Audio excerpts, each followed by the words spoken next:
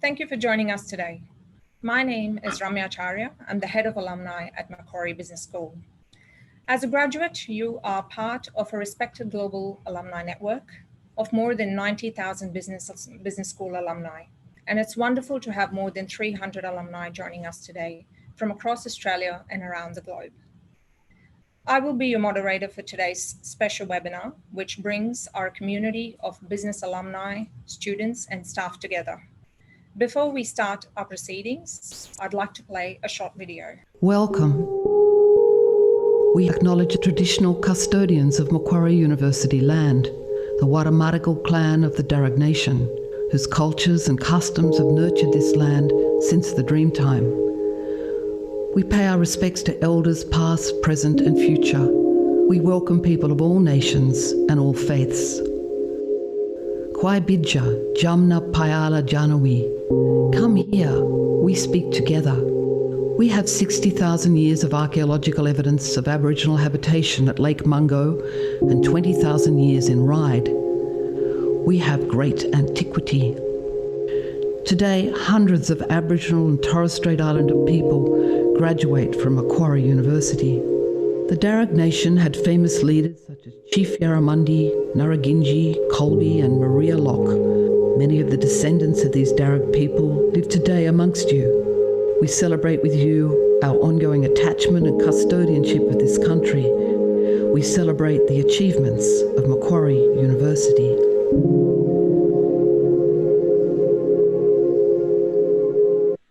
Our event today will feature a timely and insightful discussion about the future of business education in this disruptive world and Macquarie's bold response to foster innovation, competitiveness, and survival in a new era. After hearing from our speakers, there will be time for a few questions. You can post your questions at any time during the presentation using the Q&A function in the Zoom toolbar below. I would now like to extend a very warm welcome to our first speaker this afternoon, Professor Bruce Dowton, Vice-Chancellor of Macquarie University. Professor Dowton has led this university since 2012, and amongst many things, he is fondly known in the Macquarie community for his highly engaging personal style and for establishing an ethos of service and engagement at the heart of its learning, teaching, and research activities. Thank you for joining us, Vice-Chancellor, Professor Dowton. Thank you very much for the welcome, and I'd like to start out my remarks by acknowledging the traditional custodians of the land. I am on the land of the Gadigal people of the Eora Nation here today, and I pay my respects to their elders, past, present and emerging, and of course to the Wadamadigal clan of the Darug Nation out at the Macquarie University campus location. Pay my respects to their elders, past, present and future as well. It's wonderful to be here to have a chance to engage with alumni of the business school today, a real treat for me. It's been a challenging year for you all, and we've been concerned about how you and your professional and personal lives have been travelling as the COVID-19 epidemic has played out. Certainly for higher education across this nation and around the world, the epidemic has brought a series of challenges. But always amidst those challenges, there are opportunities. I'm pleased to report to you about the remarkable work that our staff have done across the university to earlier in the year take essentially 40,000 students from an on-campus experience to an online experience in a remarkable way. Staff worked incredibly hard over a matter of a few short weeks to adjust programs and deliver the teaching environment and change it from a face-to-face experience to an online experience.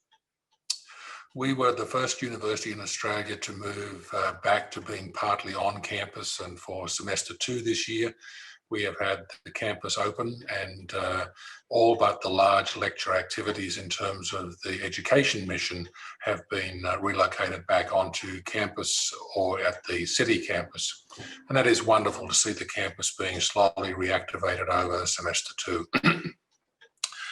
The challenges that this has brought for us as a university, as well as for other universities across Australia, has of course been largely wrought through the closure of the borders of Australia, which has had impacts for many of your businesses, I'm sure, and for your personal and family lives, as well as it indeed has done for me, with my family being largely offshore.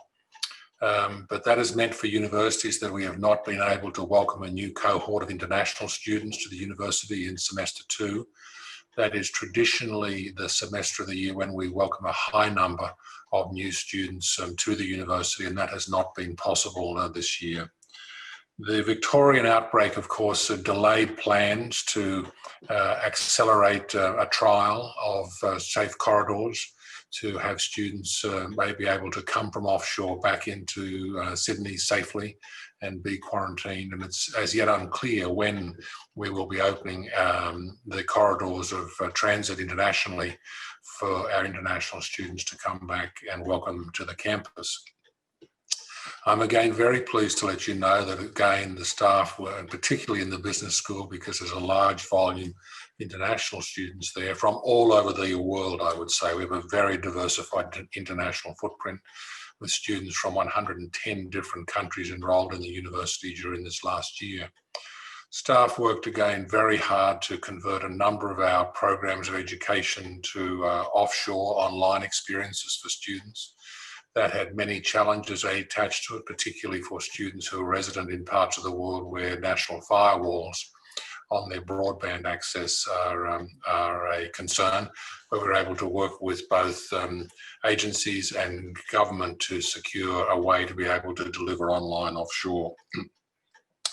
What the arrival of coronavirus has done for Macquarie University is accelerate plans that we already had in place to really develop a new operating plan and operating environment for the university.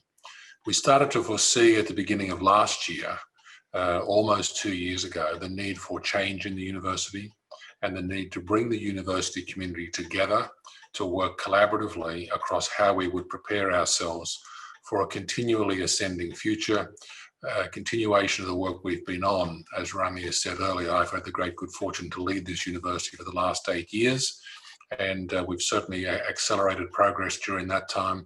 And we were setting our sights on continuing that progress. And what coronavirus has done is to speed up our need to respond. And so we were well underway when the coronavirus epidemic really took off in Australia with the development of a new operating plan for the university. There are 6 major pillars of work in that. Some parts of that would be of interest to some parts of this audience, but I know a part that would be of interest to all of this audience is that we have put as the very first pillar, putting students first.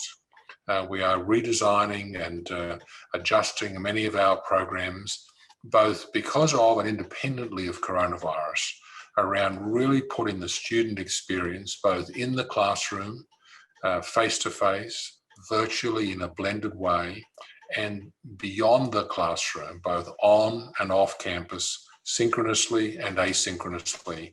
We have put the experience of the student as the #1 thing we are committed to working on as a university.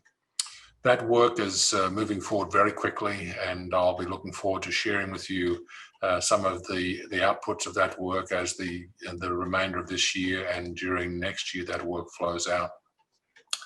One of the things that has meant is that we've had to accelerate our transition towards really getting into the innovation space about delivering digital education experience for our students, and of course enabling our academic staff to conduct their research in a more innovative and digital way. And that has been tremendously successful. We were very fortunate earlier in the year to welcome Professor Eric Knight as our new Executive Dean for the faculty and the Macquarie Business School. And certainly the areas you're going to hear about that he's been working on since he arrived with us very much pay attention to that clarion call about innovation, about moving into spaces that we've had a small footprint in before, but we really have needed to accelerate our footprint in. So I'm delighted to be here today to share with you some thoughts. And while it's certainly a challenging time for universities, Macquarie's in a very good place. I think we are certainly financially in the short term very healthy. We have taken some steps along the way because the impact of the downturn in international students really does have a compounding effect as the next 2 to 3 years roll out. And we have the plans moving into place to do well with that. I'm delighted that every week almost we're receiving a claim in our research mission, where we will often have announcements of parts of the university receiving local, state and national awards in both education and research. So it's a wonderful time to be dealing with the complexity that has been served up to us as a part of coronavirus. And I'm delighted to let you know that your university and your school is in very good shape. It's a lot of hard work going on. There's a lot of long hours in the day for our staff. But when I get a chance to walk the corridors and to be out on campus, and I would encourage you, if you haven't been to campus recently, to try to come to campus. There's a transformation going on. The central courtyard will be reopened early in the new year. The Arts Precinct has been completely revamped. And so I'd encourage you to come and have a wander around our beautiful, beautiful campus when you have a chance. So I'm delighted to be here today to greet you all. We are concerned for you in your professional lives and how you're traveling at this challenging time. If there are things that we might do for you as alumni of the university at any time, please don't hesitate to reach out through RAMIA or the University Alumni Office, and we'd be very happy to hear from you. So Eric, thank you for having me on board today. I'll hand back for the next introduction, but a warm welcome to you all, and I hope you're all traveling well. Thank you. Thank you, Professor, for sharing your insights. We are clearly at crossroads here. There are so many disruptive forces in play that is changing the landscape of higher education. And Macquarie University is in the forefront of inspiring confidence and leading change in the sector. So thank you very much. And of course, I'd like to take this opportunity to thank our alumni who have supported our students through a range of initiatives during this challenging year. So thank you. I'd now like to welcome Executive Dean of Macquarie Business School, Professor Eric Knight, an internationally recognized scholar in the field of organizational theory and strategic management. Professor Knight joined Macquarie in September this year and is a Rhodes Scholar, a Fulbright Senior Scholar, and has held visiting positions at the University of Oxford and Stanford University. Without further ado, I'd like to welcome and hand over to Professor Knight. Thank you, Ramya, and thank you, Vice-Chancellor, for that introduction. I wanted to start with a little bit of an introduction of myself, just to give you some context of how I've come to this role. Then to share with you a little bit around the things that I and we have been doing in the last couple of months internally to get to know each other in the business school. And then some of the things that reflect where the business school is heading, both accomplishments from the past, but also things that we're thinking about into our future. And from then I will turn to my colleague, Professor Leonie Tickle, Associate Dean of Learning and Teaching, to give you a little bit further insight into how we have been responding on our education mission to the digital challenges of education, which in some ways hopefully resonate with your own experience, both in your own organisation and also in other ways. So with that, I might turn to the first slide, if I may, in the deck that's come through. Yep. So as you can see from this slide, I'm a Professor of Strategy, previously at University of Sydney, where I was also the Pro-Vice-Chancellor of Research and Enterprise Engagement. So I oversaw the R&D portfolio at University of Sydney and have had prior associations with Oxford University and Stanford University. For those amongst you who are academics, and I know we have some students on the call today, you can have a sense of some of the international groups of scholars that I'm part of in Strategic Management Society, Academy of Management, where I serve as program chairs in the strategy field. Some of my teaching in the field here is a course which is on Coursera, which anyone can participate in, which reflects the work that I've done in the section of strategy and engineering. And prior to joining the Academy, I was at the Boston Consulting Group.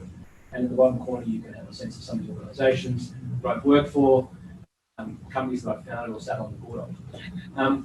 So this is a little bit of the background. And going to the next slide, I have made my way around the faculty just to kind of get a sense of where they're at, where students are at, what are the things of interest, and how can we begin to build a relationship and build this school going forward.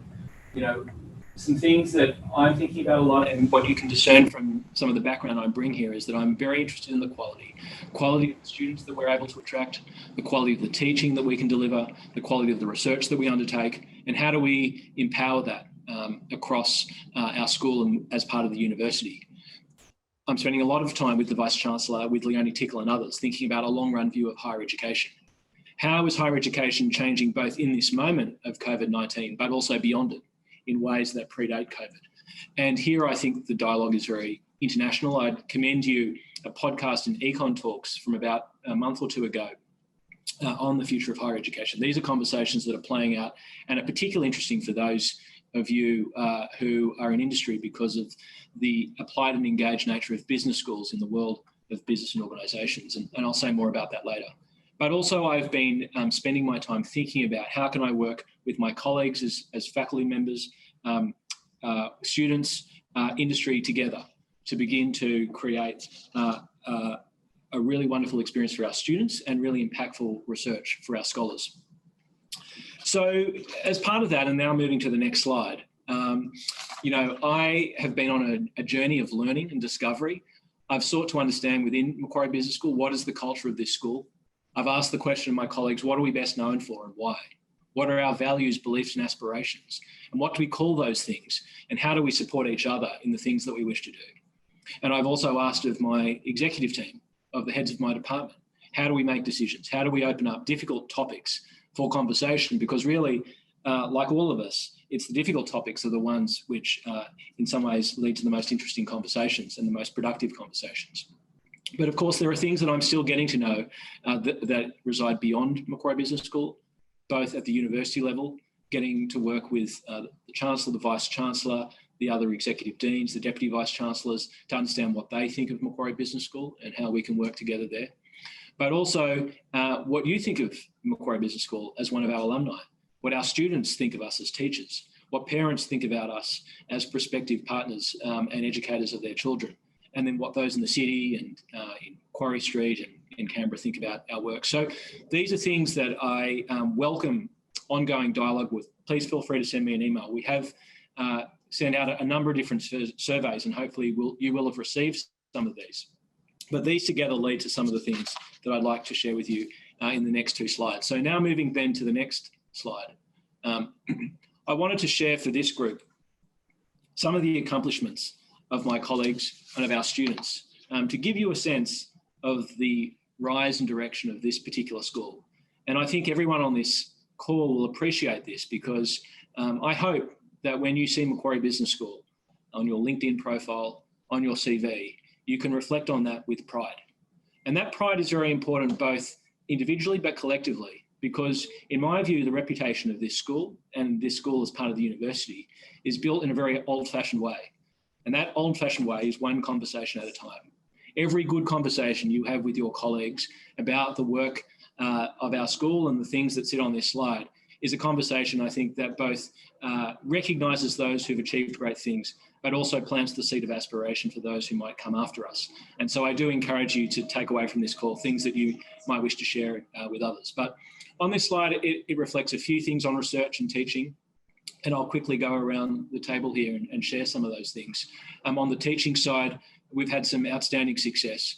The QS World Rankings are one marker of this. We've been ranked number one in Australia in the Master of Applied Finance, number one in Australia for the Master of Commerce with a marketing specialisation, number two in Australia for the Master of Management. Our MBA degree, and I know we have a number of alumni from the MBA on this call today, ranked in the top 100, both in the QS World Rankings and in the FT rankings. So I think, these are accomplishments, especially for students in our postgraduate degrees, can reflect on very proudly. But our undergraduate students have also been very successful. They are this year's national champions in the Enactus Student Prize, which is a student prize which allows students to turn their classroom learning into practical products and services that they can bring to the world to solve challenges that sit on the UN Sustainability Goals. And here, the students of Macquarie University and the Business School reached distinction at the national level. Dr. Prashant Kuratna has recently been awarded the Australian Business Deans Council Innovation and Excellence Award in Teaching and Learning. An excellent accomplishment for this economics professor, but also a great asset to our students, and he leads elements of the Bachelor of Commerce capstone. He's the incoming course director for the Bachelor of Commerce. So if you are alumni of this program, if you have friends, family, nieces, nephews, children who are going to this program, you can rest assured that it is led by one of the country's great educators. And here you have other accomplishments here. Our online MBA, the Global MBA, has been shortlisted for the Wharton QS Reimagine Education Awards, an international award for teaching excellence. And a number of our accounting students have risen to the top of their class in professional exams in the accounting field.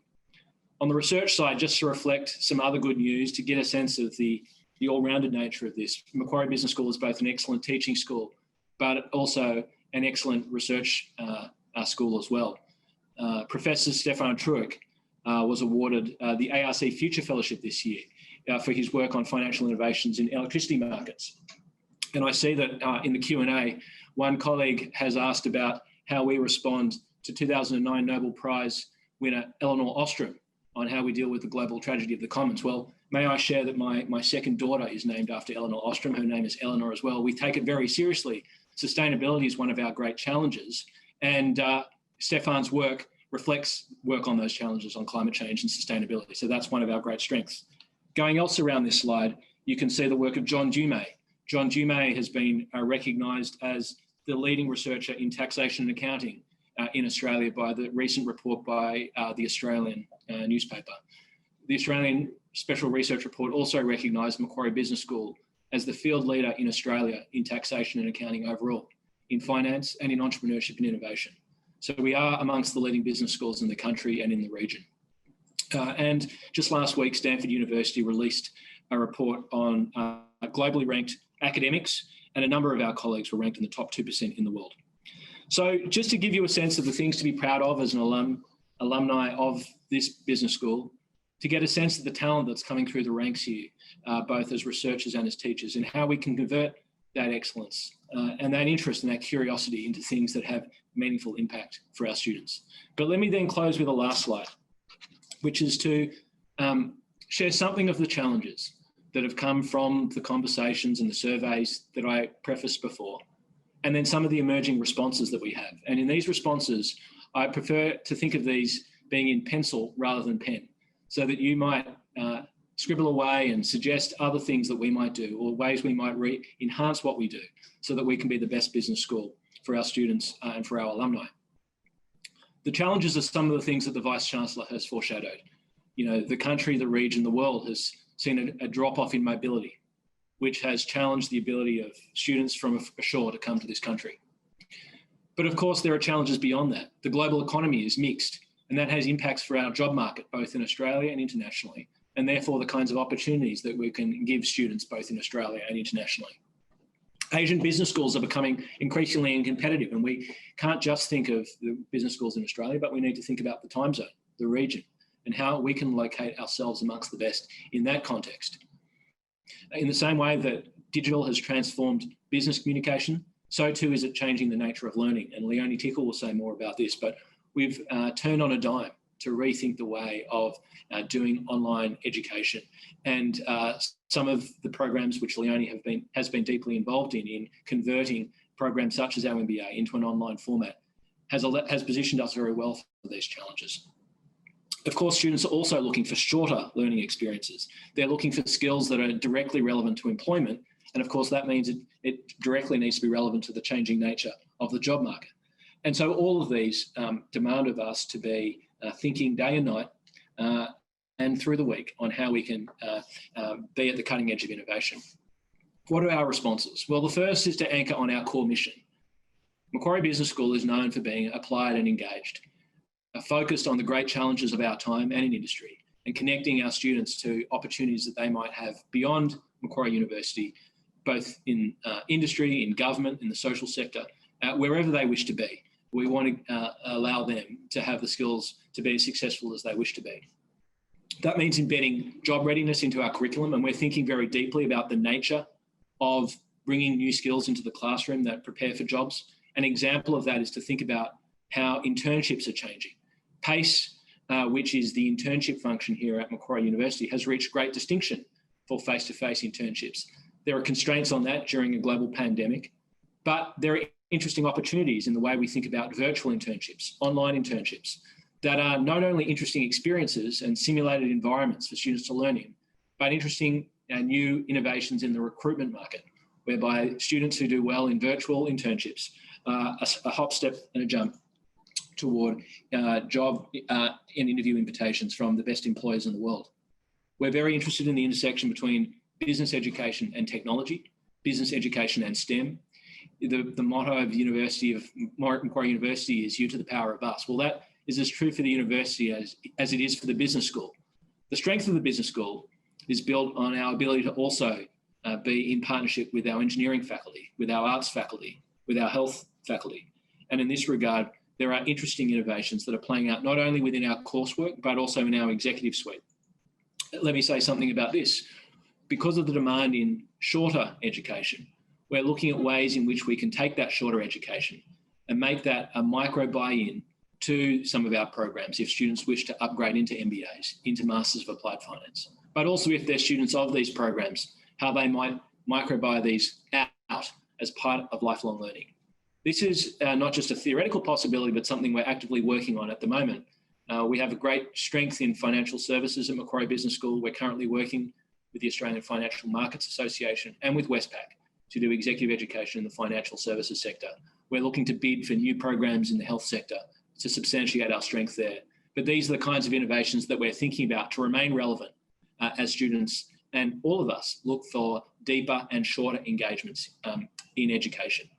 These partnerships, of course, are closely embedded with industry. We have deep strategic partnerships with Optus and Cochlear, two signature partners of the Macquarie Technology Park, which help us both substantiate our teaching mission, but also our research mission.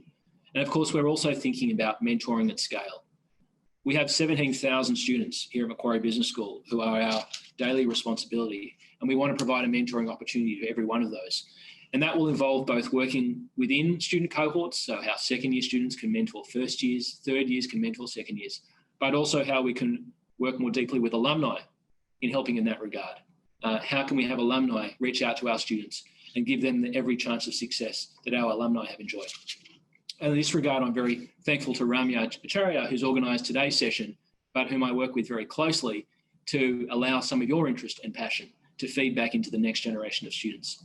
So thank you very much for being part of our alumni community. Thank you for joining into this webinar to be part of the conversation, to be enthusiastic for the future of this school, to participate.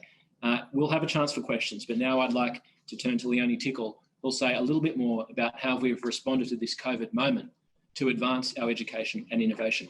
So thank you. Thank you, Eric. It is exciting to hear the business school's sharp focus on disruption and a great strategic ambition to transform the operating model. It is also encouraging to hear about the new blends of abstract and applied learning that will offer experiential learning opportunities for our students and alumni community. Our final speaker before I open the floor to questions is Professor Leonie Tickle. Leonie leads the delivery of a quality learning experience for the school's 16 to 17,000 students across teaching innovation, online and work integrated learning, and student engagement and experience. Thank you for joining us, Leonie. Hi, everyone. It's really great to join you today to have the opportunity to speak a little to what the future of education and learning and teaching in higher education might look like in the future.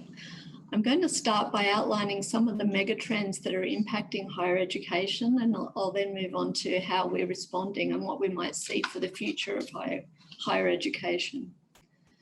Some of these mega trends are globalization and growth, population changes, changes to work, and technology. So starting with globalization and growth, we're seeing huge growth in the world population, and especially in the population of learners interested in higher education. Countries tend to increase in their proportion of learners continuing on to higher ed over time. And whereas some countries are at 35% of their population moving on to higher education, we've got large countries like China and India, yet only at 10%. And over the coming decades, we're going to see massive increases in the student body interested in higher education from those countries, estimated at something like 350 million new graduates in the next decade. An amazing statistic to me is that in the last 10 years, China has opened a new university almost every week. And I think that just indicates the kind of scale that we're looking at globally. In addition to global population growth, what we're seeing is people living longer than ever. A baby born today in a country like Australia has a 1 in 3 chance of reaching 100. Amazingly, a female born today can have a 1 in 10 chance of getting to 108. So people are living longer than ever. And due to changes in work, people are staying in work, in paid work and paid employment for much longer than ever before, and transitioning in and out of different careers over that longer working lifespan.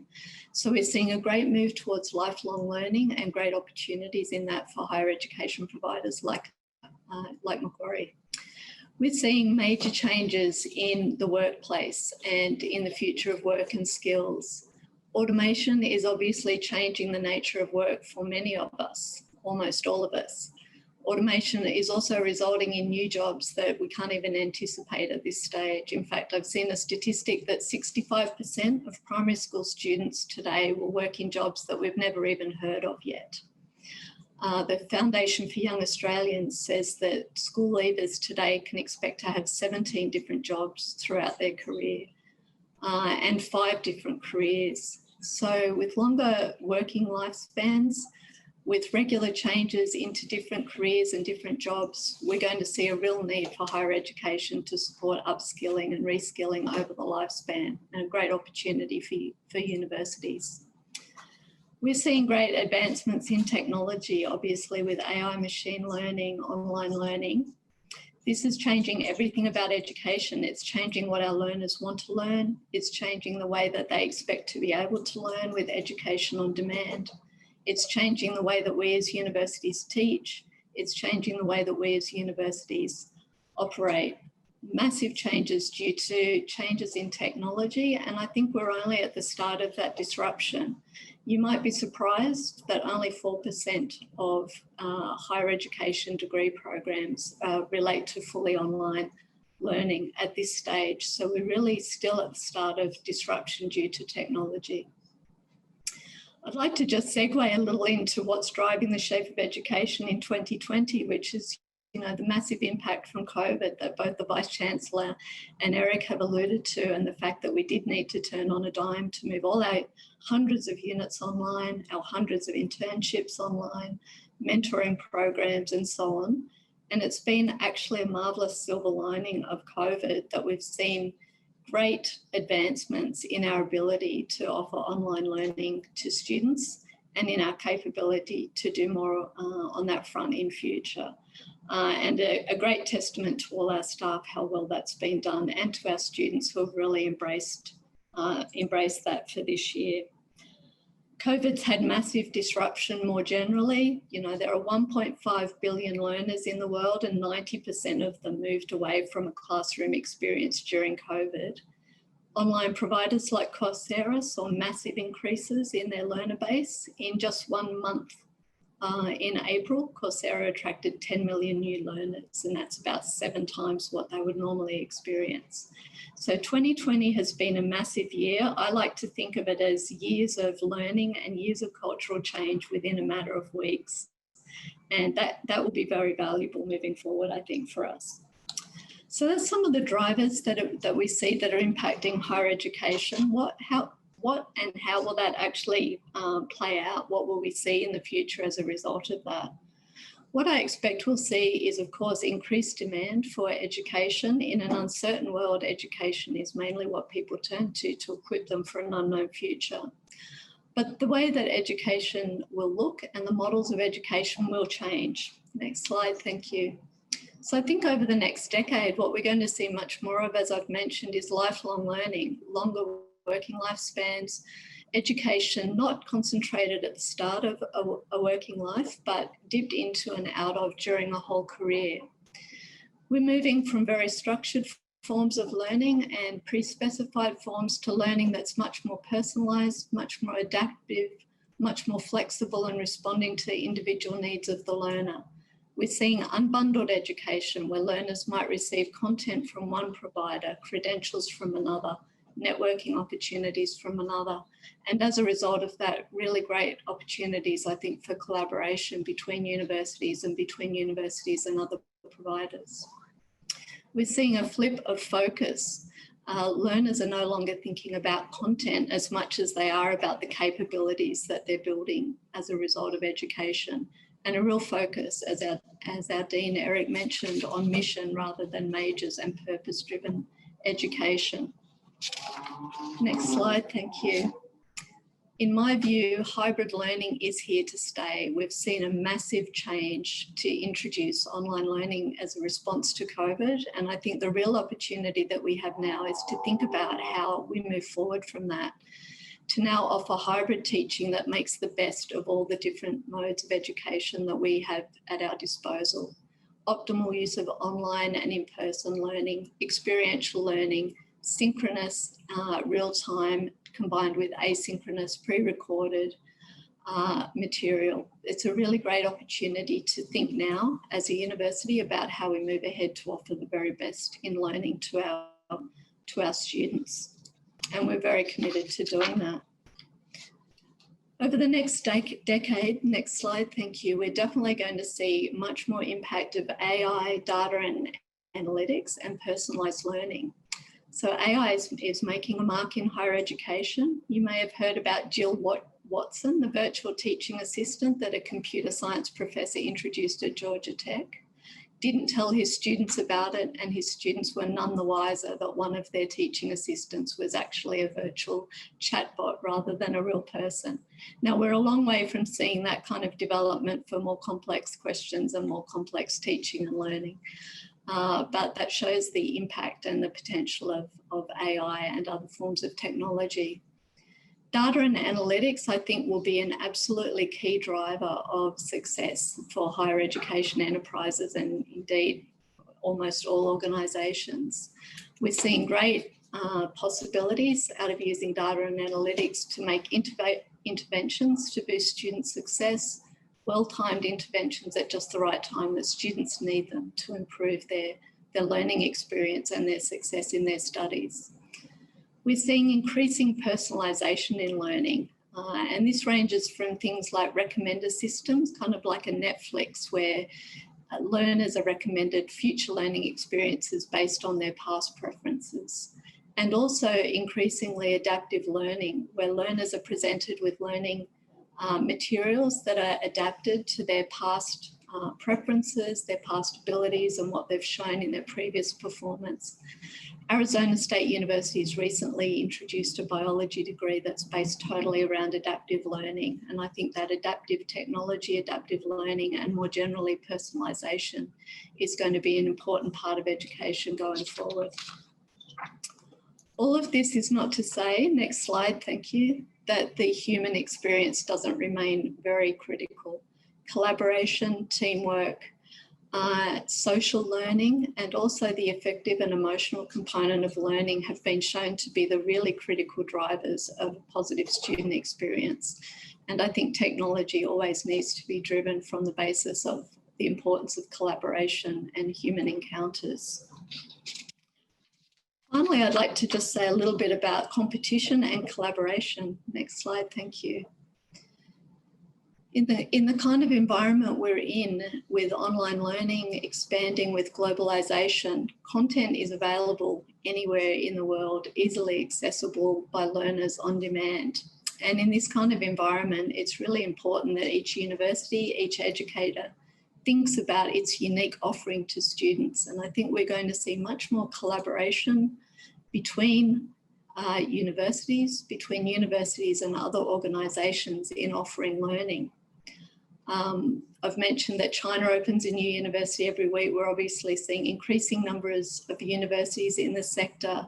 Organisations such as Apple, Deloitte and Amazon are opening their own universities. And we've also got the rise of large online platforms like Coursera and edX in this space.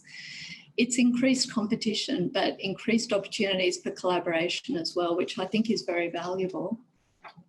And so I'd like to finish off just by mentioning some of the collaborations that we have undertaken in the business school with Coursera over recent years, which I think indicates both the power of collaboration, and also how well equipped we are as a university and business school under the leadership of our Vice-Chancellor and our new Executive Dean, Eric Knight, to really be successful in making a mark on global education.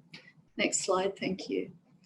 It's about 3 years ago today, actually, that we introduced our first collaboration with Coursera, which is a series of online MOOCs, massive open online courses. Over that 3-year period, we've reached 1.2 million enrolments via collaborating with Coursera to offer those courses. We've had 16,000 learners from Nigeria. We've had 74 learners even from Iceland, and we've even had 4 learners from Greenland.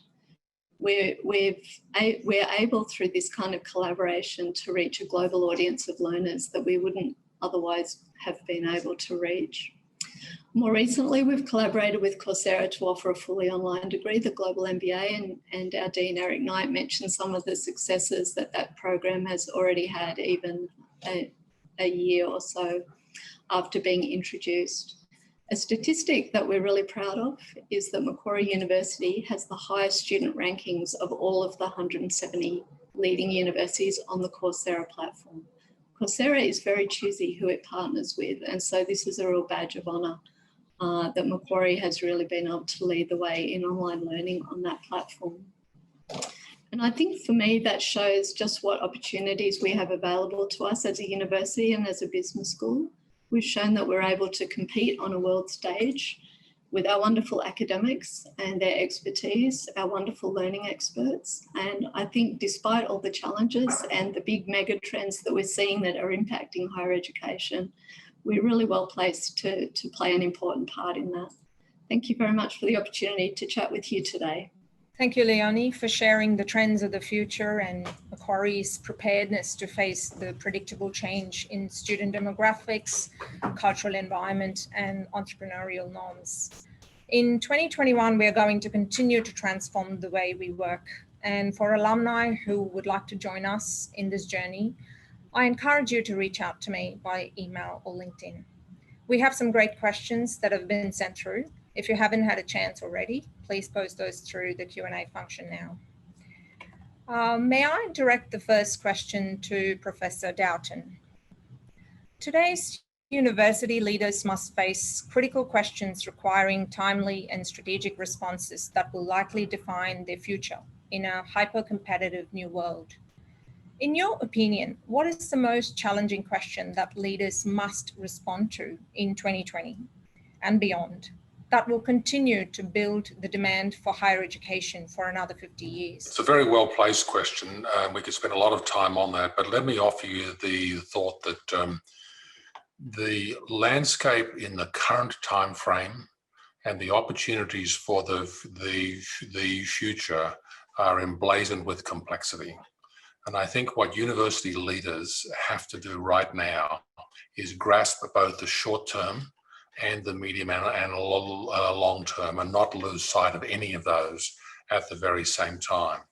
I am very fortunate at Macquarie to have an outstanding leadership team around me, and the 4 executive deans, a few DVC colleagues, VPs, and together we focus on this question. And for me, one of the biggest questions that we have to wrestle with is almost a meta-level question, and that is how in this new world order of looking at the challenges of globalization, of an epidemic like coronavirus, how do we craft a new way of universities creating community?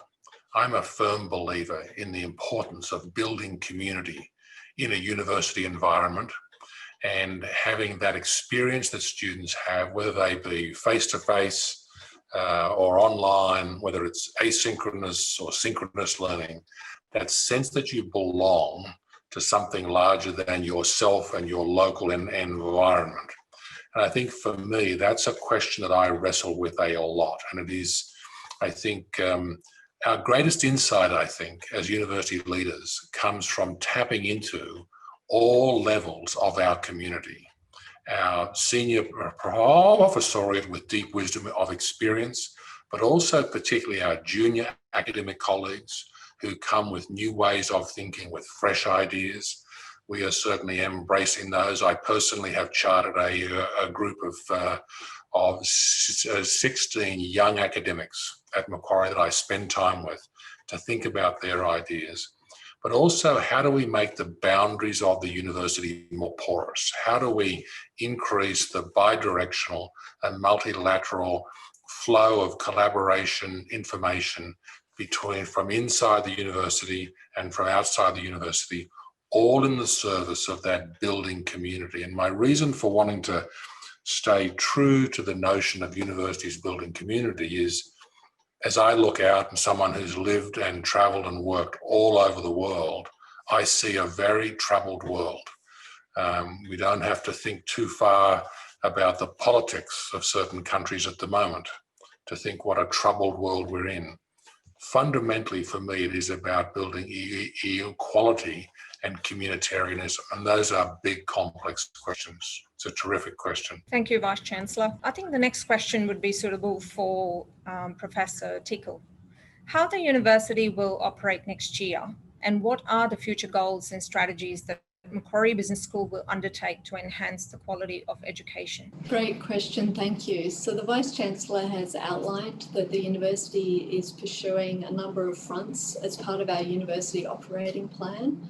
And so those 6 areas of activity define the priorities and strategic goals of the university going forward, and they include putting students first, reviewing and enhancing our curriculum, our research, the way we operate as a university in terms of our systems and our people, and digital transformation.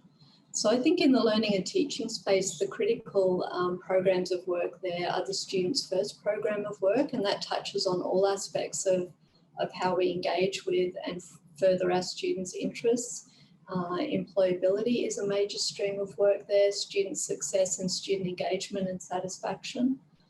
And then digital transformation is also going to have a massive impact on the university in various ways across all spheres of our operations, but including learning and teaching, micro-credentialing, opportunities for online learning. And so there's very major streams of work going on within the university in those areas over coming years. I hope that answers your question. Thank you, Leonie. Going back to Professor Dowton to ask this question, it's a very interesting one. Universities generally do not enjoy a great reputation for commercialization of their IP. How will MQ underpin and ensure the success of a more fluid and collaborative model of learning and higher education that must also de facto be commercialized? It's a very good question. In contradistinction to a lot of other Australian universities and global universities, we're actually a very nimble organisation, all up and down, including the University Council. I mean, I can report to you an example of that where we've had a very successful run last year in securing bond issues for the university. We were approached earlier this year when coronavirus was underway about would we like to secure more bond issue. We were able to do that through the University Finance and Facilities Committee and the Governing Council of the university in a matter of weeks. Most universities would take months to achieve that. We were able to turn that around very, very quickly. So I'm very fortunate to have a very nimble governance structure and set of business colleagues on our University Council who are very supportive. I think we also, and the questioner there is very right. Universities don't have a good track record in commercialising IP because it's not what we're set up to do. What I think we're getting better at, and we've made a major leap forward this year by the appointment of Professor Dan Johnson as the Pro-Vice-Chancellor in the research portfolio over in innovation. Dan comes to us from the private sector and the commercialization world and has a rich background in knowing how to chart that interface between universities and those organizations which can successfully commercialize, not leaving the university out, but doing the right structures of spin-outs. We have an incubator on campus now, which is oversubscribed, way oversubscribed. We currently have 16 startups in that. and a list of about another 50 or 60 last time I checked who want to get in. And I think one of the things that you've realised is that if you look around the world at universities making a major financial killing from protecting all of their IP and trying to commercialise it themselves, there's very, very few and far examples of really big financial success. So our approach is towards supporting spin-out, taking a small equity position in those, to licensing deals, royalty arrangements, not trying to do everything ourselves. And that's been, I think, already proving to start to be successful for the university. We're currently working on a very, very exciting project in the Faculty of Medicine, Health and Human Science about a drug treatment for dementia. If that plays out, that will be a stunning example of a university being nimble and agile and able to craft the structural arrangements in what stays inside, what moves outside the university in a way that's good for all parties. The university shouldn't lose out of that, but we have to keep the work moving forward and support our academic colleagues to be working in alternative structures. Excellent. Thank you, Professor. I've got a question here from an MGSM Alumni Association member. And I think I would like to direct this question to our Executive Dean. Eric, would you like to take the question? And given the time, we've only left with 5 minutes, it would be great if you can wrap up the number of other questions that are specific to subjects and the future of the business school's goals. Sure, thank you, Ramya. There's a question around what Leonie and I and others in the business of, what are we seeking to do? What are we trying to achieve? I mean, part of it is education. But more deeply, you know, we offer students a place to belong, a way of finding their purpose as they make that transition from high school into university and then into jobs and throughout that period in their career. And hopefully we can continue throughout people's lives to be relevant. But I think that sense of belonging and sense of finding one's feet is very important. And that's true of our undergraduates. It's also true of our MBA students. I know, having taught MBAs at University of Sydney when it split from the AGSM at UNSW, how transformational MBAs can be for people who've moved from one part of their career and often do an MBA and completely change their worldview. And I was having a conversation with Bob Easton, an alumnus of the MBA, now the CEO of Accenture, telling me about his personal story of coming from New Zealand and in the army and coming to do an MBA at MGSM, and the transformation and the opportunities that presented to him in his business career. And I'm sure there are many others on this call for whom that transformation is very real. And I know there are students of my own who have had that journey. So our challenge and our opportunity is, with the brands that we have and the names that we've got, how do we signify quality and status and opportunity and potential to all of our students? And I think that part of that is the MGSM, because there's no doubt that, you know, the quality of the MBA and the history that predates all of us, going back 50 years, is distinguished in market. How do we make that both a quality signal for our executive programs, but also an aspirational signal for our undergraduate programs? And that's a conversation that I've been working on with Rebecca Murray as the chair of the MGSM Alumni Association, with others on that group, you know, who I encourage you all to speak to and express your concerns to, so that we can begin to get this right as a community. And it's important to get this right because, as I go back to the question around reputation and pride and the things that we want to be part of, every conversation we have makes a difference to our reputation. And that means every bad conversation makes a difference and every good conversation makes a difference. So I think the opportunity for us to give us the space to reset, to rethink, to regroup, and to build our brand together, I think is very, very important. And so I think that's what I would say in relation to this. Now, what does that opportunity look like into the future? I mentioned in passing, but I think this was one of the first questions that we had. How are we relevant to responding to some of the collective action problems that are imposed on us by climate change, by the challenged governance frameworks that we have, by the issues put down by Eleanor Ostrom in her work that was awarded the 2009 Nobel Prize in Economics. And I note that we have the Department of Economics in this business school. I think in a business school where we have economics and management and finance and accounting, if we simply look at our own profession and our own fields, our answers will be poor. But if we can reach out to our colleagues in health science, my wife's a medical doctor, if we can reach out to our colleagues in engineering, my kids are engineering nuts, I think we have a better way to tackle complex problems, whether they be climate change or global pandemics. How do we begin to translate these issues of our time so that they're relevant to managers, so they're relevant to boards, so that they can respond to the challenges of AI governance and climate change and pandemics and so forth. So I do think part of the future that we build together moves beyond brands and history. It looks to the future. It looks to the challenges that we need to solve together, both at different stages of our career, but also with different skill sets together. And in this regard, the beauty and benefit of Macquarie Business School being part of the university rather than being singular standalone institutes. And there are wonderful institutes like the Australian Institute of Company Directors, which are standalone institutes. The opportunity of us for being part of Macquarie Business School and the MGSM, Macquarie Business School, however you want to call it, is our opportunity to work together across disciplines, across the sciences and the social sciences, so that we can be relevant and that we can address the calling of purpose and impact that I think all of us have had at different stages of our career, and hopefully that we will carry through our career in various forms. So I think with that, thank you for being part of this conversation in this community. Thank you for thinking about impact. Please continue to challenge us to be impactful in the work that we do at Macquarie Business School. As our alumni, we're very proud of everyone who's come through this school. And I think the extent to which we can begin to work together to represent ourselves in industry and internationally, the better and stronger we all will be. So thank you very much. Thank you to all our wonderful speakers today. That concludes our proceedings for today.